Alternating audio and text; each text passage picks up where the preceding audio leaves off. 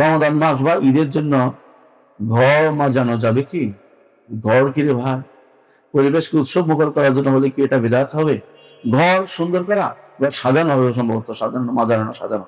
ঘর সাজানো যাবে কি? রমজান মাসের জন্য ঘর সাজানো, এটা তো কোনো সরবদের কাছে কোনো আশা পাইনি। তবে সাধারণত এটা রাষ্ট্রীয়ভাবে করলে ভালো, ব্যক্তিগত করেছে রাস্তাঘাট এগুলি করলে, রমজান মাস যেহেতু আমাদের ইবাদতের মাস, এই রাষ্ট্রীয়ভাবে আমাদের যে সমস্ত ঈদের গুলি আছে, ঈদগুলিকে ঈদের মতো করে ফেলাটা ভালো কাজ। ঈদের দিনে এরকম সৌন্দর্য বর্ধন করা, পথের মসজিদে যাওয়ার রাস্তা ঠিক করে দেওয়া, কি যাবে আসবে কোন রাস্তা দিয়ে, কারণ আপনাদের ঈদের জন্য এক রাস্তায় যাওয়ার আসা শূন্য, রাস্তা দেখিয়ে দেয়া, ডাক দিয়ে দেয়া, এগুলো কোনো দোষ বেদাতের ভিতরে পড়ে না। কারণ এগুলো সুন্নতকে প্রতিপালনের জন্য, এগুলো করে মাসালে মুসাল সুন্নত প্রতিপালনের জন্য সহজ করে দেয়, যেমন আমরা সহজ দেওয়ার জন্য মাইক ব্যবহার করি এরকম। রমজান মাসে ধরে কেউ যদি কোনো রাতের বেলা আলোর ব্যবস্থা করা হয়, এই শুয়ার ব্যবস্থা করা হয়েছে, কি জানি আওয়াজ দেয় যে উঠে যায় সাইরেনের ব্যবস্থা, এগুলি কোনো গুণের ভিতরে পড়বে না, কারণ এগুলি হচ্ছে মূল জিনিসকে প্রতিপালনের জন্য, বাইরে এগুলি সবের আশা করে করে না, করে কি জন্য? যেগুলি আমার আসলে ইবাদত পালন করতে সহযোগী হয়, এই জন্য। কথা বুঝতে পারছি? এই জন্য অনেকে তো এমসাকে একটু বেদাত করে ফেলবে। এমসাকে বুঝেন কি? ওই যে টাঙ্গায় যে কোন দিন কোনটাকে কোন তারিখে হবে, এগুলো বেদাত না, এগুলো হচ্ছে মাসালে মুরসাল। এগুলি মাসালে মুরসাল, মানে এগুলোর দ্বারা আমার মূল ইবাদতকে সহযোগিতা করা হয়। এগুলো নতুন করে ইবাদত হিসেবে কেউ করে না। কথা বুঝছেন কিনা?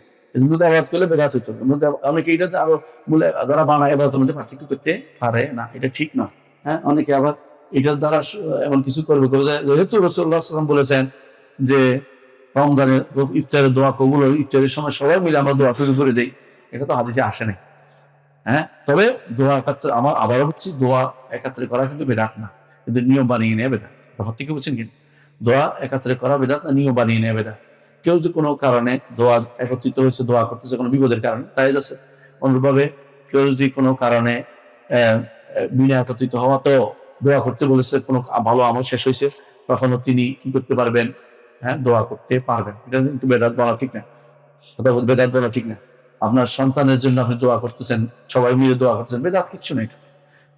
কারণ দুইজন এরকম দোয়া করছে, মুসা এবং হারুন, আল্লাহ বলছে কাদ উজিবা দাওয়াতুকুমা, তো দুইজনের দোয়া কি বেদাত হয়ে যাবে নাকি? এবং যে কোনো ইস্তেসকাও ছিল না, অনেক কাছে ইস্তেসকা ছাড়া দোয়াই করা যাবে না, আমাদের একসাথে দোয়া তোলা যাবে না, এগুলো বাড়তি কথা, এগুলো করা যাবে, তাহলে বুঝাতে পারছি। অর্থাৎ কিন্তু নিয়ম বানানো যাবে না, কারণ আমরা এখন আমার কিছু করছে, নিয়ম বানাই দোয়া করবে, এটা করা যাবে না। কিন্তু যদি কেউ দোয়া করে কোনো কারণে একসাথ হয়ে, ইচ্ছা করে দোয়ার জন্য একসাথ হয় নাই, একসাথ হওয়ার পরে দোয়া হচ্ছে, তো এটা বেদাত হবে না।